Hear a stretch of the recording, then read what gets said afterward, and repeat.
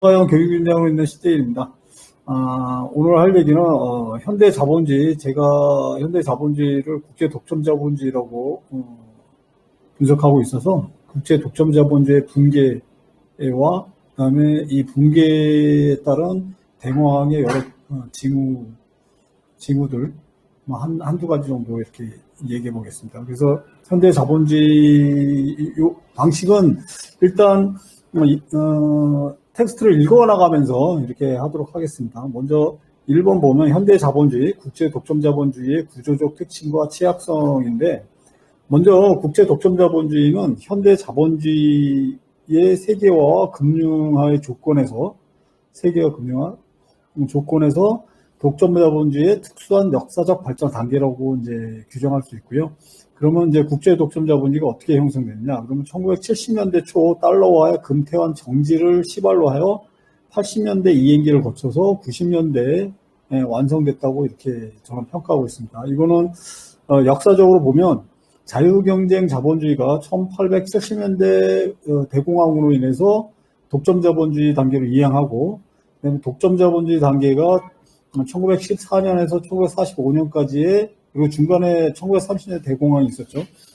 이 과정을 이행기를 거쳐 국가 독점 자본주의로 이행을 했고요. 이 국가 독점 자본주의가 1970년대 대공황을 통해서 80년대, 90년대의 이행기를 거쳐 국제 독점 자본주의로 이렇게 평가하고 있습니다. 그러한 국제 독점 자본주의가 지금 현재까지 이어진다고 보고요.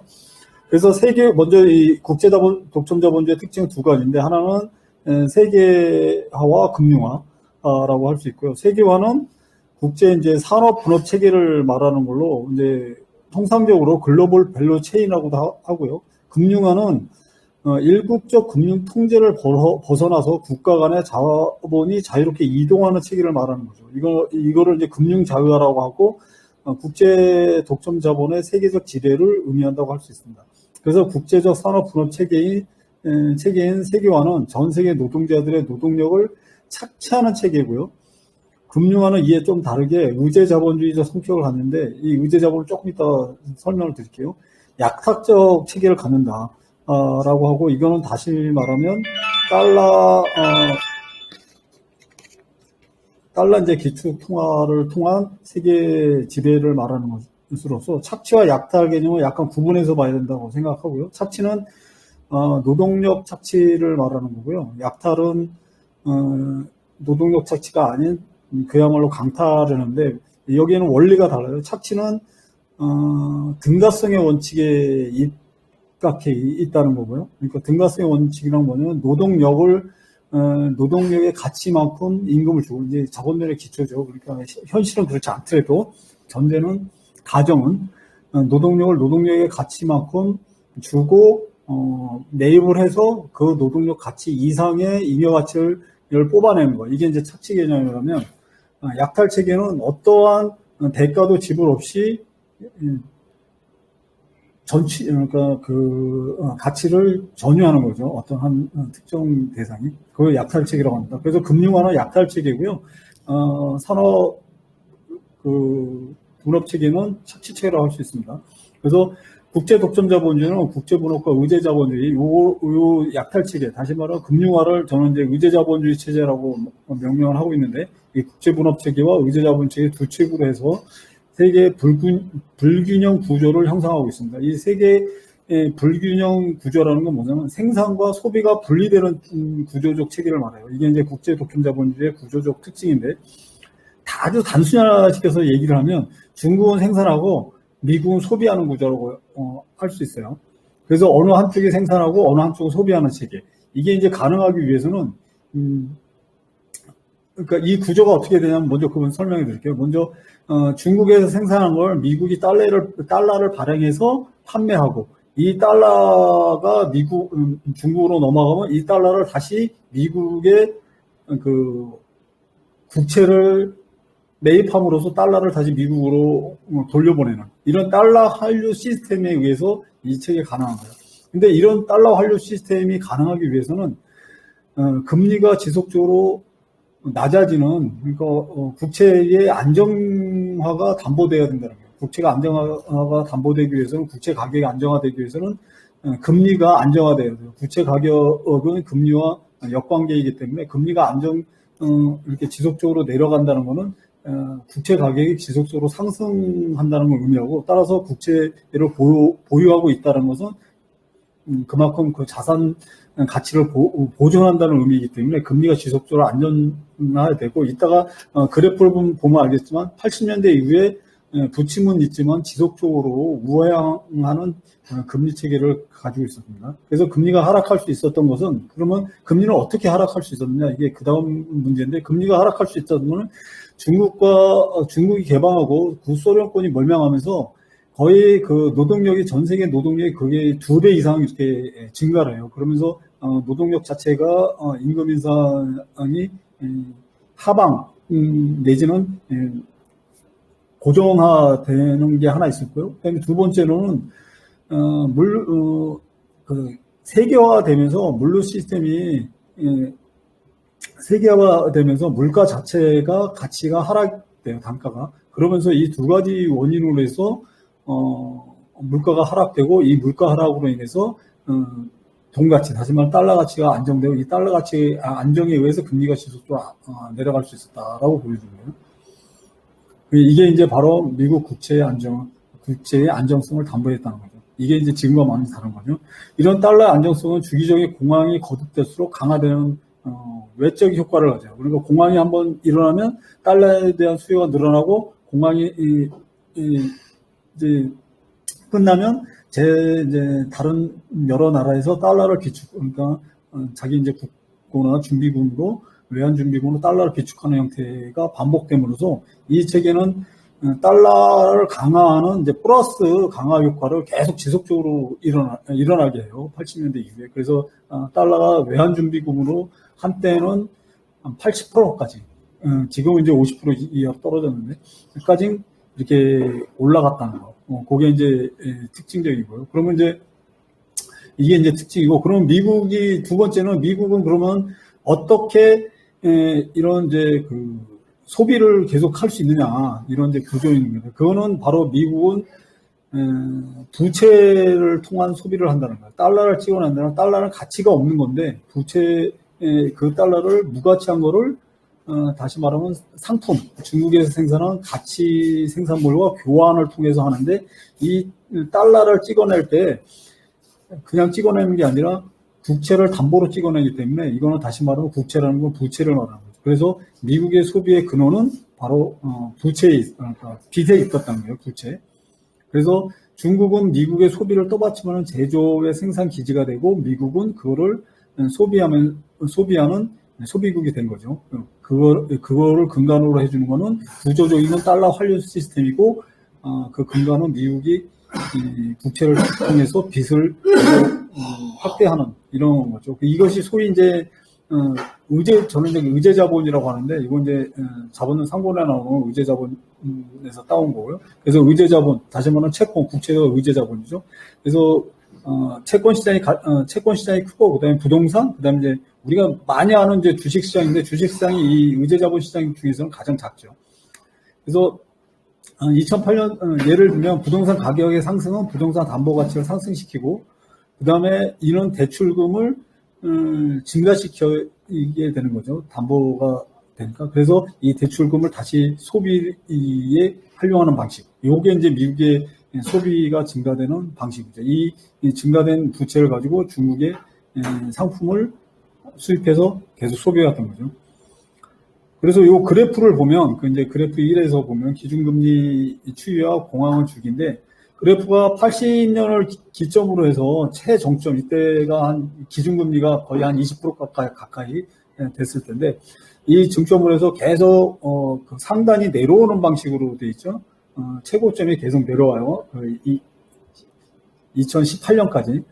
이렇게 계속적으로 상당히 내려오는 방식으로 금리가 내려갔다. 근데 맨 끝에 보면 올라갔죠. 요게 이제 새로운 징조라는 거예요. 금리 40년 동안에 가졌던 금리 하향 추세가 이제 정점을 찍고 새로운 구조로 넘어가는 하나의 징조다. 이렇게 금리가 튀는 게, 이걸 유심히 봐야 됩니다. 전고점을 지금까지 한 번도 깬 적이 없는데, 이번에 전고점을 깼다는 것은 의미심장한 의미가 있다는 거예요.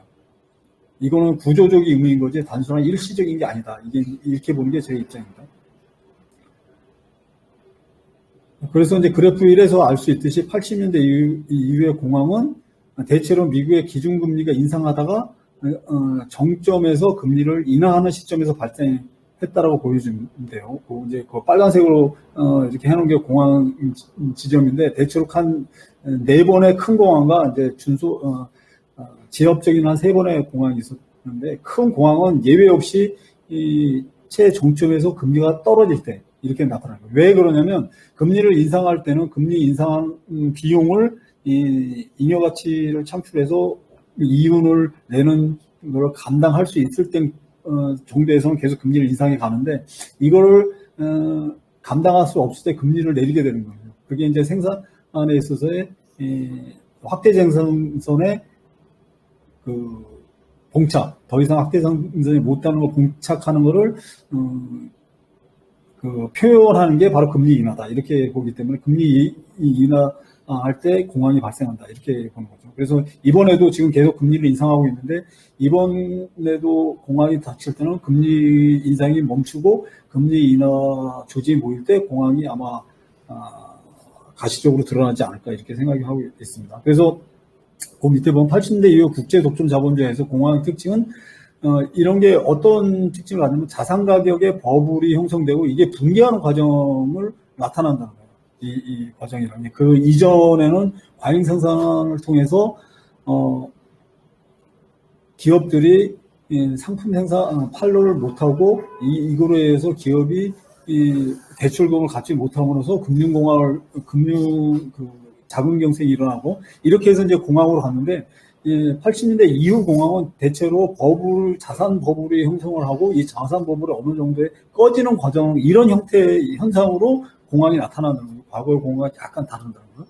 그래서 결국 이거의 특징은 뭐냐면 왜 그러냐면 과잉 자본이 생산에 투여되지를 못하고 의제 자본이라는 걸 잉여 가치를 생산하지 못하는 건데 의제 자본의 투자가 됨으로써 나타나는 현상이다라고 보여주는 거예요. 그래서 이런 시스템을 저는 이제 약탈 시스템이라고 하는 거죠. 하지만 이런 국제 독점 자본의 의제 자본주의 성격은 두 가지 약점을 노출하는데 첫 번째는 금융 시스템의 취약성이에요. 왜냐하면 금융 시스템이라는 거는 그러니까 이제 잉여 가치 자체를 생산하지 못하는 거기 때문에 그 자체의 발전에 한계가 있어요. 확대 생산에 항상 잉여 가치를 생산하는 실물 경제의 받침이 돼야 되는데 이거를 계속 넘어가면은 그 자체로 자기 시스템을 유지할 수 없는 취약성을 가지고 있다는 거. 그다음에 이제 두 번째는 뭐냐면 제조업 국가에 미국이 너무 의존한다는 거예요. 미국 자체가 물론 미국이 현재 제조업 강국이긴 해요. 중국 다음으로 제조업 생산에서 2위인데 그거는 이제 절대적 액수가 2위라는 거고 상대적으로는 미국의 전체 그 경제 규모에 비해서 제조업이 너무 취약해요. 그래서 이제 미국의 그 소비를 상품 소비를 담당하는 건 중국이 담당하게 되는 거예요. 이걸 이제 요걸 시간 없으니까 좀 이제 가볼게요. 충분해요. 네. 이거는 제조업 국가가 미국에 의존하는데 이거는 이렇게 되는 그 심리의 경제 외적인 측면도 있어요. 왜냐면은 서구의 전통에 있어서 중국은 노예다라는 생각을 가지고 있어요. 그러니까 생산하고 일하고 이런 식의 가정. 그래서 중국으로의 그 제조업 이전에 있어서 사회적 불만이 많이 없었던 거는 생산은 거기서 하고 우리가 소비한다는 전통적인 그 자본주의 초기에서 나타난 그런 의식이 일반적으로 됐던 데 있었고 그래서 제조업에 대한 중국으로 이전에 큰 불만이 큰 저항이 없었던 거고요.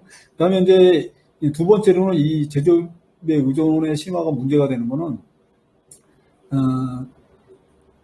어떤 측면이 있냐면은 그 주인과 노예의 변집적 측면이 있어요.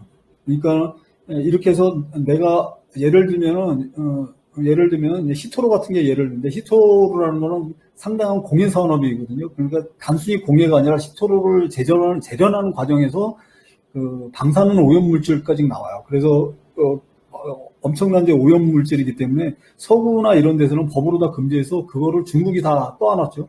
근데 지금은 생산의 60% 그리고 재련의 90%를 중국이 장악하고 있어요. 이 히토류 물질을. 그런데 이 히토류는 예를 들면은 지금 현재 이제 자석에 없어서는 안 되는 거거든요. 그 자석이 들어가는 그린 에너지에 하는 모터가 자석으로 되어 있기 때문에 모터를 전부 중국에 의존하는 형태가 돼요. 더 큰 거는 뭐냐면 이 히토류에는 모든 국방산업의 히토류가 다 들어가는데, 다시 말하면 중국의 히토를 전면 금지하면 미국의 군수산업도 다 의미가 그러니까 취약해진다는 거죠. 이런 식으로 자신이 하지 않는 더러운 거를 떠넘겼는데 지금은 거기에 발목이 잡혀서 있는 이런 형국이 됐다는 거죠. 그래서 그 첫 번째 금융적 취약성이 나타난 게 2008년 금융공황이고요. 그다음에 이런 이제 제조업의 취약성, 그러니까 그 주인 노예 제가 이제 비유적으로 주인과 노예의 역전 현상이 나타나는 게 2020년 팬데믹 공황이라고 해요. 2020년 팬데믹 공황이 일어나면서 그 다음에 이제 지금은 그 노후 전쟁도 마찬가지죠. 그러니까 팬데믹 공황 때는 마스크조차도 미국에 생산할 수 없었고요. 그 다음에 지금 이제 노후 전쟁의 형태에서는 제조업 기반이 없다 보니까 물량전으로 러시아가 끌어갈 때 이거를 서방 제국이 감당할 수가 없게 된 거예요. 그래서 집속탄이라는 재고품이고 불법화된 무기까지 쓰겠다는 형태까지 도달했다는 거죠. 이게 이제 지금 나타나는 두 가지 취약성이 나타나고요. 근데 첫 번째 취약성은 조금 이따 한 번 더 볼게요. 미국의 국채의 위험성. 그다음에 두 번째를 보면 이제 세계화의 후퇴와 자본주의 전환기의 도래인데요. 세계화의 후퇴라는 건 국제 독점 자본주의의 자기 유지의 불가능성을 말하는 거예요. 그래서 세계 경제는 다음 두 가지 그래프를 잘 보여주는데, 먼저 무역 개방도를 나타내는 그래프 두 번째를 보면 여기에서 무역 의존도를 나타내는 건데, 이게 1910년대 그 빨간색으로 세계 무역 개방도가 마이너스가 된 거가 딱 두 번 있어요, 이 그래프에서. 그래서 1910년대에서 45년까지, 1914년이죠, 정확하게는. 그래서 2차 대전이 끝난 1945년, 그 다음에 2008년 이후에 지금까지네요. 이게 의미하는 건 뭐냐면, 2014년부터, 1914년부터 1945년까지는 독점 자본주의 단계에서 국가 독점 자본주의로 넘어가는 이행기거든요. 그리고 그 중간에 1930년에 대공황이 있었어요. 이때 나타나는 이 현상과 지금 현재 2008년 이후에 지금까지 나타나는 이 반세계화, 탈세계화 방향은 뭐를 의미하냐. 따라서 지금 아주 직관적으로 딱 보더라도 이런 자본주의의 대이행기, 자본주의 구조의 대변환기를 나타내고, 그 다음에 보면은 대공황과 1, 2차 세계대전이 있었잖아요. 그래서 지금 현재 노후 전쟁이 있고, 그 다음에 팬데믹 공황이 있었고, 그 다음에 제가 보기에는 팬데믹보다 더 심각한, 그러니까 양적인 심각하다는 게 아니라, 그러니까 패닉 양태가 심각하다는 게 아니라 질적인 그 변화를 요구하는 공황이 내년이나 올해 말이나 내년쯤에 가셔야되지 않을까, 이렇게 생각이 들어요. 그리고 아주 산술적으로 보면 이런 이행기가 산술적으로 보면 그러니까 14년에서 45년까지 한 30년 정도 걸렸으니까, 이때도 한 2008년서부터 한 30년 걸린다고 하면 한 2038년까지는 이행기가 계속되지 않을까, 이렇게 이제 생각하고 있습니다. 이건 단순한 사고지만 생각을 한번 정리해 볼 수 있는 거기 때문에. 이렇게 돼서 그런 내용이고요. 그래서 여기에서 이제 이 그래프에서 한 가지 주목해야 될 점은 1914년 이전까지의 무역 개방도가 회복하는데 1970년대나 가야지 회복이 됐다는 거예요. 이거는 이제 단순히 그래프로 설명할 수 없는 건데, 왜냐하면 1970년대까지는 그 국가 독점 자본주의 체계였다는 거예요. 국가 독점 자본주의 체계라는 걸 특징은 뭐냐면 국가 독점 자본주의 특징은 뭐냐면 재정과 개별 국가가 재정 정책과 통화 정책을 독자적으로 수립 실행할 수 있다는 게 국가 독점 자본주의 시대의 핵심적인 특징이에요. 그래서 1945년 이후에 70년대까지는 개별 국가들이 독자적인 통화 정책과 독자적인 재정 정책을 수행할 수 있었어요. 그거는 어떤 거에 기초하냐면 자본시장을 개방하지 않았다는 데 기초하거든요. 근데 1980년대 이후로 들어가면서 1960년대에 유로 달러가 본격적으로 형성이 되고 이게 이제 70년대, 80년대로 들어서면서 국제 독점 자본이 형성되기 시작해요. 각 나라에 얽매이지 않는 국제 독점 자본이 형성되고 이 국제 독점이 미국의 월가와 결탁하면서 개방화를 수행하게 되거든요. 그게 이제 자본 자유화죠. 이게 80년대부터 본격화돼서 90년대에 완성이 되면서 국가 독점 자본주의에서 국제 독점 자본주의로 이행이 되고 그 특징은 자본의 자유로운 이동이에요. 그래서 이게 이제 제2세계화라고 그러는데 제1세계화인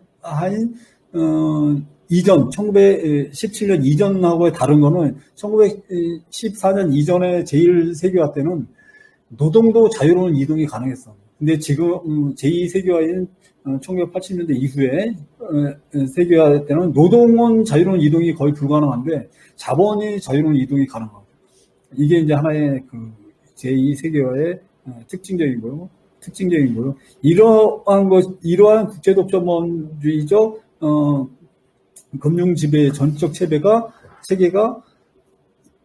2008년 금융공황, 2007년에서 시작돼서 2008년 금융공황 때 이걸로는 안 된다는 그런 이제 그 징조를 보여줬다고 보여지는 거죠.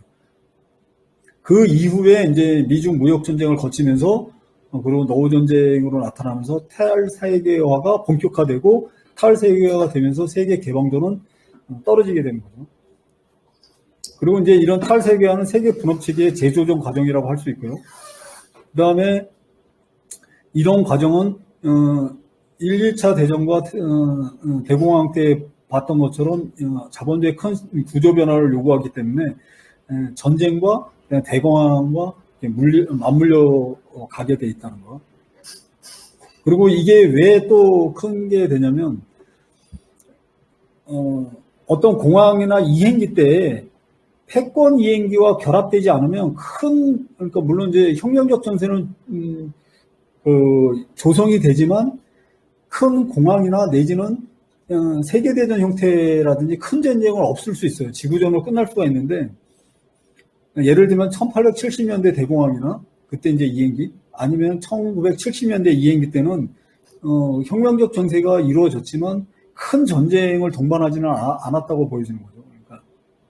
패권 이행기가 아닐 때는 그러니까 1970년대는 1877년대도 마찬가지고 하지만 1930년대에는 영국에서 미국으로 패권이 이행되는 것과 맞물려 있고 지금은 미국에서 어디가 될지는 모르겠어요. 중국이 될지 아니면 패권이 없어질지 모르지만 하여튼 패권이 위험한 상태에서 되기 때문에 전쟁이라는 양태로 나타날 공산이 저는 크다고 봐요. 그 중에 하나가 노후 전쟁이고 따라서 노후 전쟁은 국지전으로 끝나지 않을 공산도 있다. 이렇게 이제 생각이 듭니다. 그래서 이번에도 이런 과정 속에서 혁명적 정세를 만들어낼 거다. 이렇게 이제 보여지고요. 근데 이번에는 그러면 이제 그 올해 말이나 내년쯤에 또 2008년 공황이나 아니면 2020년 팬데믹 공황처럼 그렇게 극복할 수 있지 않겠느냐 하는 의구심이 들 수가 있어요. 왜냐하면 그동안 그렇게 잘 해왔으니까. 하지만 이번에는 좀 다를 거라는 생각이 들어요. 왜냐하면 이미 미중 간의 갈등이 노골화됐고 노후 전쟁으로 있어서 유럽과 그 다음에 미국의 갈등은 겉으로 드러나지는 않지만 노후 전쟁의 본질은 저는 이제 독일과 미국의 전쟁이라고 그렇게 평가하기 때문에 이 문제는 다른 문제이기 때문에 나중에 기회가 되면 말씀드리겠지만 노후 전쟁의 본질은 러시아와 우크라이나가 아니라 러시아와 나토가 아니라 독일과 미국의 전쟁이다 이렇게 본단 말이에요. 그래 그 중에서 이제 독일이 패배한 거죠 이번에. 따라서 유로와 미국 간의 공조도 어렵겠다. 그리고 미국과 당연히 중국과의 공조는 더 어렵죠.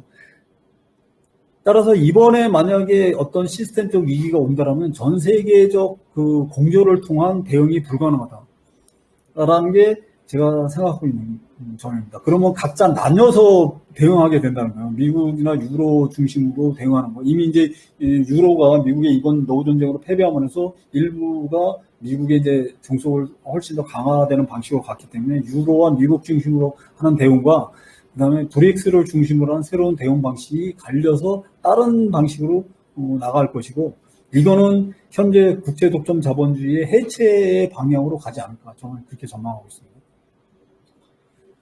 여기까지 이제 전체적인 이제 조망이고요. 그러면 이제 새로운 대공황의 조짐들은 이게 대공황이 어느 날 갑자기 한 번에 딱 나오는 게 아니라 과거에는 그렇게 돼 있을 수 있었어요. 그러니까 예를 들면 이제 1930년대에는 블랙 먼데이 해가지고 주식이 하루에 몇십 프로씩 막 빠지면서 이렇게 패닉 상태로 오는데, 지금은 시스템에 그런 거를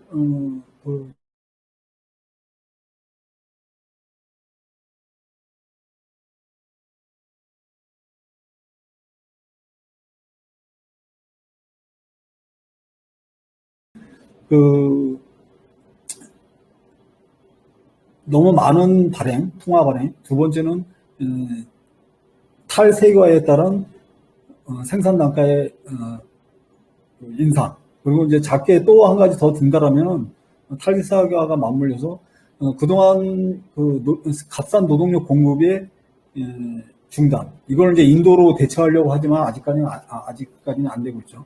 이런 두세 가지 원인으로서 금리는 계속 올라가고, 이 금리가 올라간다는 것은 무엇을 말하냐면 자산 가치의 하락을 나타내요. 금리가 떨어지고 자산 가치가 올라갔기 때문에 금리가 올라가는 것은 자산 가치의 하락을 나타내고, 자산 가치의 하락 중에서 자산 중에서 가장 크게 제기되는 것은 아까 말했던 것처럼 채권하고 부동산인데, 지금 과거에 2008년은 부동산이 문제가 됐다면 지금은 채권이 문제가 되고 있고, 그 채권 중에서 가장 안전하다는 미국 채권이 문제가 됐던 거예요. 왜 미국 채권이 문제가 되면 그 밑에 보면 미국 채권은 은행의 준비금으로서 활용이 돼요. 왜냐면은 이게 은행에 일정 비율을 대출을 다 해주지 말고 자기 자산의 10% 내지 일정 정도를 보유하고 있어야 되는데, 미국 국채를 가지고 있으면 이건 현금이랑 같기 때문에 요거는 그걸로 인정을 해줬거든요.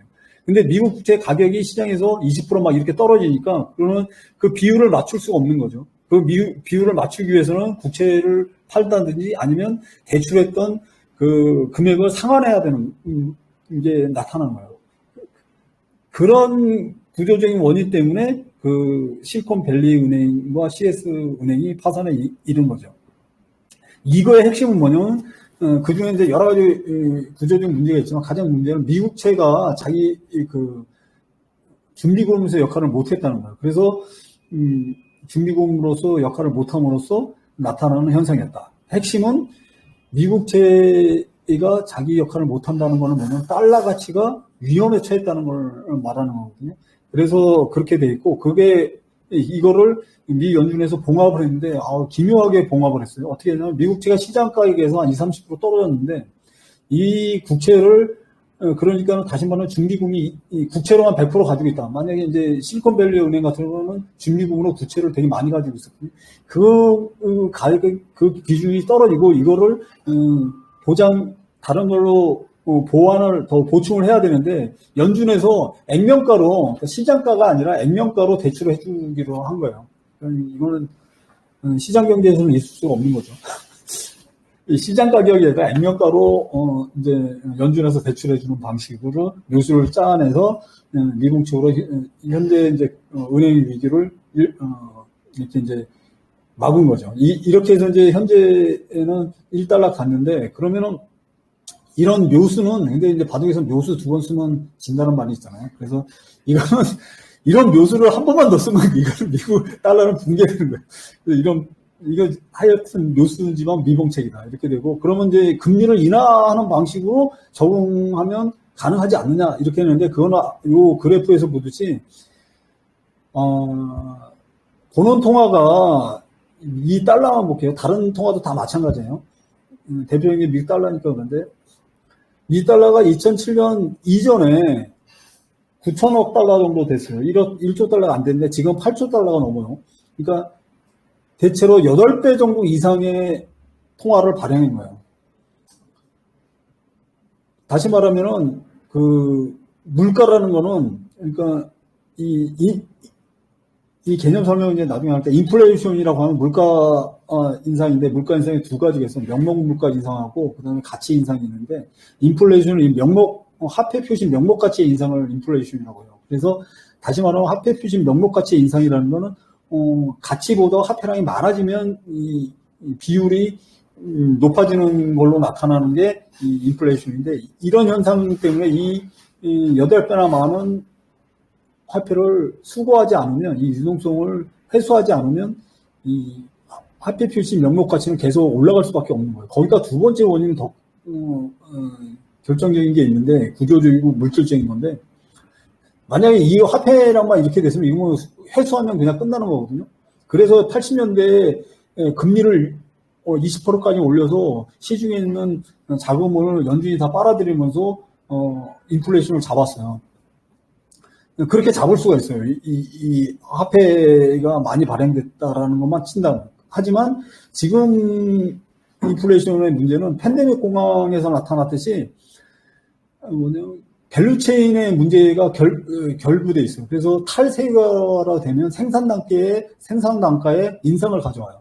그리고 임금 인상도 동반되는 거죠. 예를 들면 미국으로 반도체나 자동차를 생산하잖아요. 그럼 미국에서 생산한 단가는 중국이나 한국에서 생산하는 단가에 몇 배가 된다는 거예요. 인건비라든지, 그 다음에 물류 비용이라든지, 그 다음에 투자 비용이라든지 이런 걸 통해서. 그래서 물가 자체가 내려갈 수 없는 구조가 탈세가로 나타나는 거예요.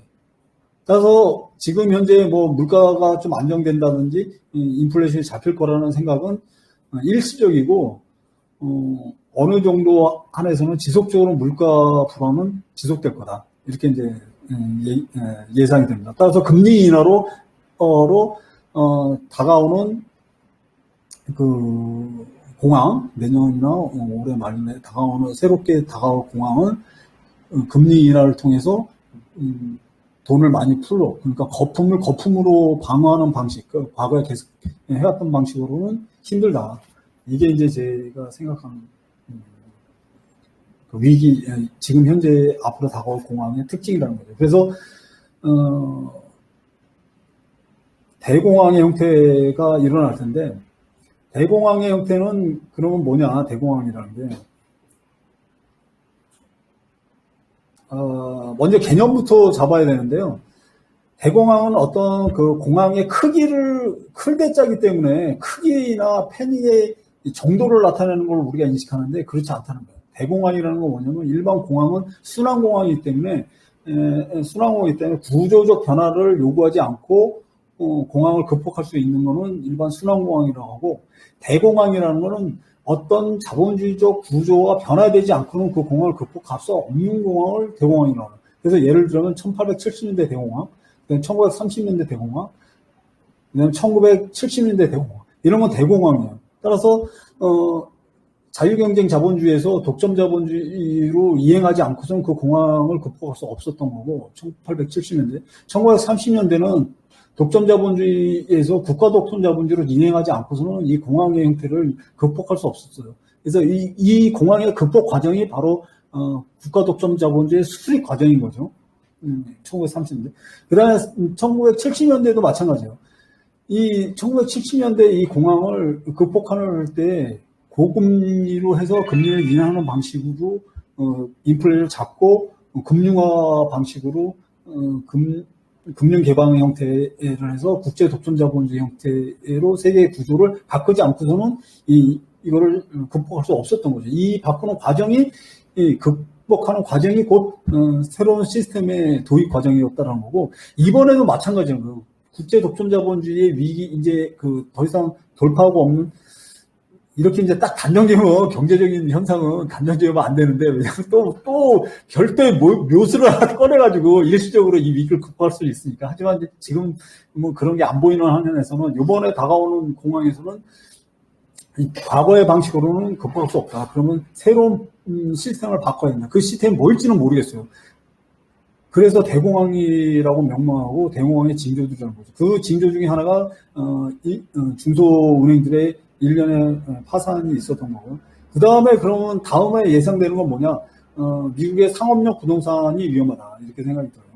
그거는 그 밑에 이제 따오폰 찍은 신문 기사니까 읽어보시면 되고, 상업용 부동산이 미국에서 좀 위험한데, 미국은 전체 대출에서 그러니까 부동산 대출에서 한 18% 정도 차지하고요. 그 다음에 그 규모가 한 5조 7천억 정도 되는데 그 중에서 한 2조 정도가 위험하다고 그래요. 2조 정도가. 근데 그 중에서 그 2조 정도 중에서 한 67% 정도가 중소은행이 가지고 있다는 거예요. 그러니까 1조 한 5천억 정도, 그 정도가 중소은행이 대출한 거고, 이 규모가 만약 문제가 되면 중소은행의 연쇄 파산이 아마 일어날 수 있다 이렇게 예상이 되는데, 이걸 또 어떤 뉴스로 막을 수 있을지는 모르겠어요. 근데 지금 신문 기사를 보면 그 샌프란시스코 사무실 공실률이 30%나 되고 평균적으로 거의 뭐 한 13%, 20% 가까이 되는 데가 많다는 거예요. 이 공실률이 해소되지 않는 한 상업용 부동산의 문제는 터질 수밖에 없을 거다 이렇게 생각이 듭니다. 그래서 아까 말했던 것처럼 이번에 이게 터지면 이거 또 어떻게 막으면 또 다른 데서 또 터질 거라고 생각이 돼요. 아까 제가 말씀드린 두더지 잡기 식으로 계속 이런 게 조금씩 나오면 또 응급조치를 취하고 반창고 바르고 뭐 막 이렇게 하지만 안에서 계속 썩어 들어가는 형태로 나타날 거거든요.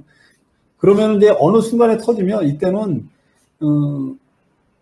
돈을 막 찍어서 극복하기는 힘들다. 아까도 설명드렸죠. 또 한 가지 이유는 뭐냐면 이렇게 신용 창출이라는 게 있는데요. 그러니까 만약에 1조 달러를 발행을 했으면 이 신용 창출의 이제 그 규모가 보통은 한 10배 이상씩 되거든요. 1조 달러, 한 10조 달러 이상의 경제적 효과가 있는데 10배 이상.